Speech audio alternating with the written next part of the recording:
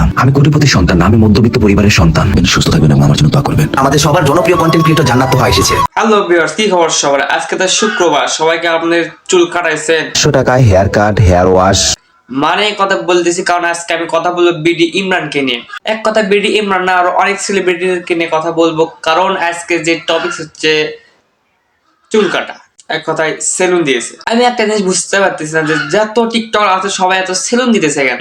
সেলুনে কি কোটি কোটি টাকা মাসে ইনকাম হচ্ছে নাকি আমি কিছু বুঝতে পারতেছি না। তো চলেন আগে দেখাই সেই সেলুন উদ্বোধন করতে কে এসেছে এবং কিরকম ভাবে সে ওই সেলুনটা উদ্বোধন করেছে, আগে আমরা সেগুলো দেখবো। কোটি টাকার গাড়ি নয়, মাত্র 60 টাকার রিক্সা ভাড়া দিয়ে আমি আমার আইকনিক সেলুনে চলে গেলাম। বাইকের যদি নিজের না থাকে তাহলে তো তুই রিক্সাতেই আসবি, তো কাঁধে আসবি, তো হেলিকপ্টার নিয়ে তো আর তোকে নামাই দেবে না সেলুনের সামনে, তাই না? কোটিপতি সন্তান না, আমি মধ্যবিত্ত পরিবারের সন্তান।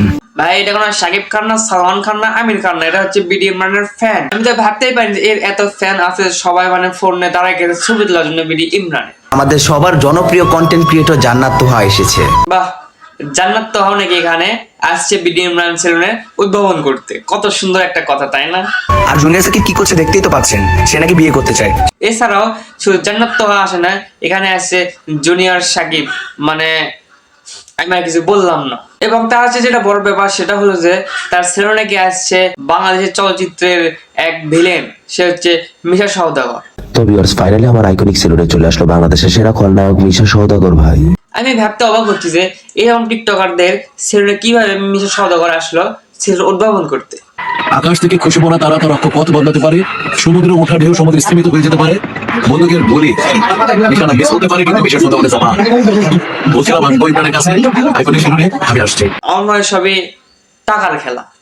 এখানে সব সেলিব্রিটিরা রয়েছে সেলুন উদ্বোধন করার জন্য। তবে এখানে একটা জিনিস আছে, এইটা সে মানুষকে লোক দেখানোর জন্য করলো নাকি নিজের থেকে করলো আমি সেটা বুঝতে পারতেছি না। আপনি একটু দেখে বলবেন কমেন্ট বক্সে।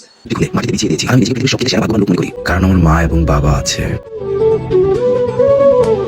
আপনাদের এই ভিডিও দেখে কি মনে হচ্ছে? এটা কি কোনো লোক দেখানো নাকি নিজের থেকে সত্যিকার মনের থেকে করছে এই কাজটা? আপনার সবাই কমেন্ট বক্স কিন্তু অবশ্যই বলে যাবে। আর ভাই আপনার কাছে যদি 50-60 লক্ষ টাকা থাকে তাহলে আমাকে একটু ধার দিন, কারণ সবাই জান সেলুন থেকে কোটি কোটি টাকা ইনকাম করতেছে সেলুন থেকে। আমার তো মনে চায় সেলুন থেকে একটা কোটি কোটি টাকা ইনকাম করি, বাট পকেট ফাঁকা। আজ যদি আমার কোটি কোটি টাকা থাকতো আজকে আমি একটা সেলুন দিতে পারতাম, কিন্তু দুঃখের বিষয় একটাই, আমার টাকা নাই। একটা সেলুন থেকে সে 2-3টা সেলুনকে দিতেছে এখন বাংলাদেশ এবং বাংলাদেশের বাইরেও এই টিকটকাররা।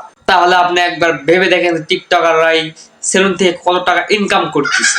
এখন সেলুন কিন্তু একটা ইন্টারন্যাশনাল পর্যায়ে সেলুন হয়ে গেছে এখন, আর সেলুনকে মনে এখন এত সম্মান দিচ্ছে। তো সবাই ঠিক আছে, ভালো থাকবেন, সুস্থ থাকবেন, আসসালামু আলাইকুম। এবং আবারও কোনো পরবর্তী ভিডিওতে আপনাদের সাথে আমার দেখা হবে।